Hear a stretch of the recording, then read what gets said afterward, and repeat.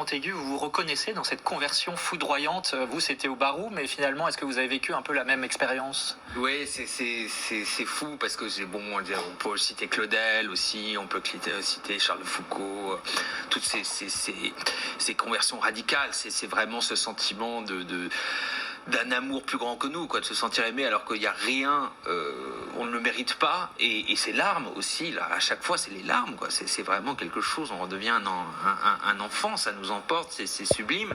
Je me reconnais tout à fait dans le fait que finalement la grâce n'est jamais acquise, elle s'écrit toujours au présent, et qu'on reste évidemment tourmenté. C'est pas du tout un chemin de route, c'est pas du tout du jour au lendemain on devient un être éthéré, un ange ou quoi que ce soit. C'est un combat spirituel, et je me dis qu'il faudrait que j'ai une seconde conversion comme Jacob, en fait. Il n'est peut-être pas trop tard. Il y a aussi une autre référence en la matière, c'est Huysmans, l'écrivain Huysmans, de qui Barbé d'Aurevilly prédisait qu'il aurait un jour à choisir entre la bouche d'un pistolet ou les pieds de la croix. J'aimerais avoir une réaction, Frédéric Beigbeder, l'abbé de Maistre, là-dessus. Oui, mais certains de ses amis se moquaient de lui aussi. Ils disaient que c'était bidon, qu'il voulait justement faire comme d'autres grands exemples de débauchés devenus mystiques. Mais je crois que c'était sincère. Je crois qu'il tournait en rond. Il y a toujours un moment où on finit par avoir fait le tour de toutes les possibilités de l'hédonisme. La fête est triste.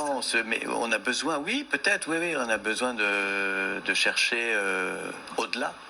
Et c'est aussi le cas de Michel Houellebecq. Michel Houellebecq est allé sur les traces de Huysmans à l'abbaye de Ligugé, notamment. Il termine ses derniers romans toujours sur un peu cette question de la mort, de l'après. Sérotonine se termine par un message de Jésus-Christ. Donc, je pense que c'est quelque chose... obligatoirement, à moins d'être complètement débile, on est obligé forcément de chercher, comme le dit votre émission, l'esprit, quoi. Ça ne veut pas dire qu'on va forcément tout de suite être foudroyé par la grâce, mais en tout cas, un écrivain qui ne se pose pas ces questions-là serait, à mon avis, malhonnête. Véronique Jacquet, puis l'abbé de Maistre. Oui, cela dit, Huysmans disait que la mort était une épreuve de vérité, et c'est dans sa mort, d'ailleurs, qu'on peut le reconnaître comme un écrivain catholique, un peu à l'image de Max Jacob, c'est-à-dire qu'il a énormément souffert. Il avait un cancer de la langue, et il a vraiment offert ses souffrances pour son salut et le salut des autres, alors que peut-être il est arrivé à une fascination pour la vie monastique et pour le catholicisme par l'esthétisme, c'est-à-dire il était subjugué par les chants, enfin bref, peut-être que vous aussi à la grâce vous avez pris plein les yeux, mais pour autant vous dites j'ai fait une partie du chemin mais j'ai vraiment pas fait tout le chemin, non c'est ça ? Oui, bien sûr. Oui, non, mais moi, je suis loin d'être membre de votre club. Mais c'est un club ouvert à tous. Oui, ouvert à tous. Où est-ce qu'on s'inscrit, quoi ? Voilà, c'est ça. Père Philippe de Maistre, je reprends cette phrase quand même saisissante quand Barbé d'Aurevilly parlait de Huysmans. Il avait à choisir entre la bouche d'un pistolet ou les pieds de la croix. Finalement, est-ce que le problème, c'est qu'on ne va pas au bout des choses, dans un sens ou dans l'autre? Je dirais déjà, moi, par rapport au club, j'ai pas le sentiment de faire partie d'un club parce que justement la grâce, c'est qu'on est toujours bouleversé d'être introduit alors qu'on se sent illégitime. C'est mon combat de chaque jour. En fait, c'est de franchir ce seuil. En fait, c'est tout le temps comme ça dans l'Évangile. Il y a celui qui se met à la première place et qui va être rétrogradé. Et la grâce, c'est justement que Jésus vient chercher celui qui s'exclut. C'est peut-être ce qu'on vit tout le temps en fait, et peut-être que notre péché, nos complaisances, c'est une manière d'entretenir cette exclusion parce qu'on a au fond de nous-mêmes un sentiment d'illégitimité. Un jour de pouvoir dire, comme saint Paul le dit, l'esprit qui a été répandu dans nos cœurs nous permet de crier « Abba, Papa », propos de Dieu là. C'est-à-dire Abba, Papa, Papounet quoi, en araméen. C'est proprement bouleversant ça. Et donc la grâce, c'est cet émerveillement sans cesse et cet étonnement devant le don qui est immérité. Voilà, mais pour rejoindre la question que vous posiez, moi je trouve qu'il y a deux catégories d'artistes. Il y a ceux qui nous font voir la lumière. Il y a Dante, il y a Dostoïevski un peu de temps en temps, Bernanos de temps en temps. Si Dieu n'existe pas, tout est permis, ce que disait aussi voilà. Dostoïevski. Mais en fait, il nous fait voir la lumière, un peu comme Caravage ou d'autres, ou Bach.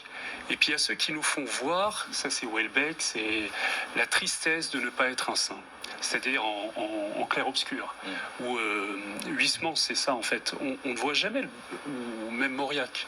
c'est plutôt le portrait d'un homme qui résiste à la grâce. Parce qu'il faut le dire, la grâce c'est donné gratuitement, mais il y a un vrai combat pour céder à la grâce, pour l'accueillir.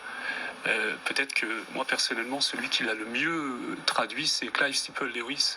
Il n'est pas seulement l'auteur du Monde de Narnia, ce qui sera déjà beaucoup, mais il a écrit des choses extraordinaires pour adultes, spirituels, théologiques et tout. Et alors il a un petit roman un petit essai qui s'appelle Le grand divorce entre le ciel et la terre. Et c'est des gens qui sont en enfer, donc ils se voient proposer une deuxième chance. On parlait de ça tout à l'heure. Et donc il y a un bus volant qui les emmène de l'enfer jusqu'au seuil du paradis. Et là, on voit que le combat pour céder à la joie est terrible. Parce qu'en fait, il faut que j'accepte de renoncer à quelque chose que j'ai en propre. Alors on voit l'esthète, justement, qui veut pas céder devant la réalité. Il est juste dans l'esthétisme. Et donc on lui dit, mais est-ce que tout ce que tu as fait entrevoir aux gens par ton art, est-ce que tu acceptes d'y renoncer pour accueillir la réalité qui te fascinait au début et puis dont tu t'es coupé? Il y a le théologien qui aime ses idées, mais il n'aime plus la réalité devant. Et il y a cette phrase formidable qui est un peu la morale de cette scène-là, c'est qu'il dit, il y a deux catégories de gens. Il y a ceux à qui Dieu dira que ta volonté soit faite, c'est ceux qui se damnent, reste dans ce à quoi tu tiens, et ceux qui diront à Dieu que ta volonté soit faite. Et il y a toujours quelque chose, dit-il, qu'on préfère à la joie, c'est-à-dire à la grâce. Il y a quelque chose qu'on préfère, justement, et c'est peut-être ça le lieu du combat, et qui est un combat à mort, en fait. Alors parlons justement de ce combat spirituel, dont Rimbaud, poète maudit, disait « Le combat spirituel est plus rude que la bataille d'hommes ». Est-ce que cette question du salut, par exemple, Frédéric Beigbeder, c'est quelque chose qui vous interroge, qui vous hante, qui vous questionne ? J'ai essayé d'éviter de me poser cette question pendant une quarantaine d'années. Et puis, je pense que quand on fait la liste des grands génies qui cherchaient le salut, qui cherchaient ces réponses-là, qui serais-je pour dire que Dieu n'existe pas et que tout ça, c'est des foutaises? Là aussi, un peu d'humilité. Il y a des tas de gens bien plus brillants et intelligents que moi qui croyaient. Donc c'est pour cette raison-là, je me dis, je ne peux pas balayer complètement cette question-là comme ça, en me disant, Dieu ne m'a pas encore appelé, il ne m'a pas fait signe, donc il n'existe pas. Non, c'est infiniment plus compliqué et plus beau, justement, d'être comme votre titre d'émission, en quête d'esprit dans tous les domaines. Essayez d'être spirituel dans tous les sens du terme. Mais Véronique Jacquier. au début de l'émission, vous disiez que vous étiez catholique, vous vous considériez comme un écrivain catholique. Alors qu'est-ce qu'il y a de catholique en vous? C'est l'éducation. Ah voilà. C'est l'éducation. Je pense que quand on a eu une éducation catholique, c'est à vie. On s'en débarrassera jamais. Tout ce que j'écris est influencé par ça, vraiment. J'ai toujours des personnages qui commettent de nombreux péchés et puis ensuite se punissent, se sentent très mal le lendemain. Un tiraillement entre une forme de métaphysique et un hédonisme purement matériel. Cette guerre, elle est en moi, et donc c'est en cela que je me sens très catholique. Thibaut de Montaigu, qu'est-ce que votre conversion a changé concrètement dans votre vie? Est-ce qu'il y a eu un avant et après? Oui, bien sûr, mais qu'est-ce que ça a changé concrètement? Qu'est-ce que ça a changé concrètement? Je pense qu'il y a quand même une forme de joie, évidemment, intérieure. C'est celle dont Sainte Thérèse de Lisieux disait, on peut la voir dans un palais ou dans une prison. C'est-à-dire à partir du moment... Jean-Luc Marion dit en fait que ça ne nous rend pas forcément meilleur, la conversion, mais au moins on rompt avec la solitude. On ne sera plus jamais seul. Et je pense que fondamentalement c'est ça, et c'est le fait de se reconnaître du coup aussi dans son prochain. Parce qu'on porte tous l'empreinte de Dieu en nous. Et je pense que c'est cette communion, ce sentiment de communion, la fin de l'isolement en tant qu'individu, ça c'est quelque chose que je ressens assez fortement aujourd'hui. Alors après, ça reste un combat quotidien, surtout dans un monde qui est, comme le dit Bernanos, une conspiration permanente contre toute forme de vie intérieure, et de plus en plus, avec les écrans, les sollicitations, la consommation, on est toujours tiré en dehors de nous-mêmes. Mais quand on arrive à revenir à l'intérieur l'intérieur de nous-mêmes, dans la prière, dans le silence, dans le recueillement, dans la lecture de la Bible ou des autres grands textes, et je trouve qu'on retrouve justement cette communion. Et c'est ça qui est le plus important pour moi. Père Philippe de Metz, quelles sont les armes justement du combat spirituel dont on parlait, dont Frédéric Becbédé parlait, dont Thibaut de Montaigu parlait? Est-ce que la lecture justement des Écritures pour des écrivains, c'est quelque chose qui peut être important?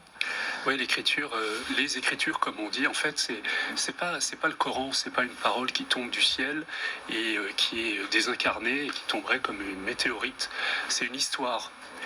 Le plus bel, moi personnellement, en relisant récemment les livres de Samuel, l'histoire de David, excusez-moi, mais il n'y a pas beaucoup d'œuvres littéraires qui égalent ça. Il y a tout un courant d'ailleurs de l'exégèse narrative qui prend et qui montre qu'en fait Dieu a besoin de l'histoire pour se révéler. Dieu a besoin de s'inscrire dans une histoire, et quand je lis la parole de Dieu, eh bien je la lis pas, je la vis. Adam, c'est moi. Ève, c'est moi. Abraham, c'est moi. Et donc, je suis invité à vivre un itinéraire. Et c'est peut-être ça que l'homme refuse de vivre, parce qu'il veut vivre dans l'instantané, une consommation immédiate de succédané de ce qui n'est accueilli qu'au terme d'une vraie histoire dans laquelle je ne suis pas seul, justement, j'apprends à vivre autrement que j'ai vécu jusqu'à maintenant, à vivre avec un autre, avec un père. Il y a dans le livre de Michée, « Apprends ce que j'attends de toi, homme, que tu marches avec ton Dieu ». C'est peut-être ça qui change tout. On recommence l'histoire, on peut recommencer exactement la même histoire, mais on la recommence avec quelqu'un. Et pour moi, le combat quotidien, c'est sortir de la solitude. Tu n'es pas orphelin en fait, tu as un père. Jésus est venu pour te prendre par la main et pour te dire, écoute, moi de toute éternité, je vis en fils bien-aimé, arrête de vivre comme si tu étais seul. Voilà, c'est peut-être ça proprement le combat spirituel, et on a du mal à sortir de notre autosuffisance et de notre volonté de conduire notre vie par nous-mêmes. Frédéric Becbédé, là, tous les romans de Huysmans racontent l'histoire d'un homme seul. Hein. C'est un des premiers écrivains qui parle de célibataire. C'est à chaque fois, que ce soit Des Esseintes, Durtal, dans En route, dans tous ses livres, c'est un type complètement paumé et seul. Et donc c'est tout à fait juste. C'est peut-être le problème de notre époque, c'est de célébrer l'individualisme, alors que l'individu seul contre le monde entier, c'est pas une vie, c'est une non-vie. Il y a aussi ce que vous dites dans votre récit de votre séjour à la grâce, vous dites j'ai besoin d'une cure d'austérité, donc il y a aussi concrètement des efforts à faire dans ce chemin et dans ce combat. Oui, c'est vrai, oui, je me compare très modestement à la France, qui est souvent, après beaucoup de dépenses excessives, a besoin d'une cure d'austérité, de sobriété. Voilà. Et c'est mon seul point commun avec mon pays.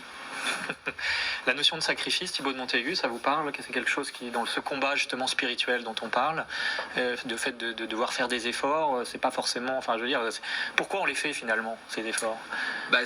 Simone Veil dit justement, très justement, c'est une auteure que j'adore, elle dit très justement qu'il faut avoir assez de vide en soi pour accueillir la grâce. Et c'est-à-dire qu'il y a beaucoup de choses qui font obstacle à la grâce. Le père de Metz parlait tout à l'heure un peu dans la nouvelle de Lewis de cette idée d'orgueil, mais il y a beaucoup de choses qui font obstacle. Et il faut savoir se déposséder de certains désirs, de certains, même matériellement, on a souvent beaucoup trop de choses pour arriver à un stade de recueillement, de silence, d'attente de Dieu, où justement tout d'un coup la grâce peut pénétrer. Donc c'est vrai que... Il faut être totalement creux en fait, c'est ça. Non mais... Il faut être creux, il faut être vide. Je ne suis pas assez. Voilà, non, mais il y a de cet ordre-là, se déposséder complètement de soi-même, c'est-à-dire attendre quelque chose, pour que quelque chose nous dépasse, il faut vraiment que soi-même, on fasse plus obstacle avec son ego à la lumière de Dieu. Et alors ce sacrifice-là, par exemple, moi, je suis assez intéressé par les ascètes et l'idée du jeûne, par exemple, là, on est en plein carême, alors j'essaye à ma modeste manière de le faire depuis 3 semaines, et je souffre énormément, mais je comprends ce que c'est la prière du corps. C'est-à-dire que l'idée c'est commencer à avoir faim, s'ennuyer mortellement le soir parce que tout le monde est en train de boire en terrasse et courir chez soi, mais du coup dans ce vide-là quelque chose infuse. Merci en tout cas à tous d'avoir contribué à éclairer cette question du péché et de la grâce, du combat spirituel. Je renvoie à ce livre 3 jours et 3 nuits, coordonné par Nicolas Dia aux éditions Fayard, qui raconte vos expériences dans cette abbaye. Un autre conseil de lecture, Véronique, avant de se quitter? Oui, le dernier numéro de France catholique qui là explore la politique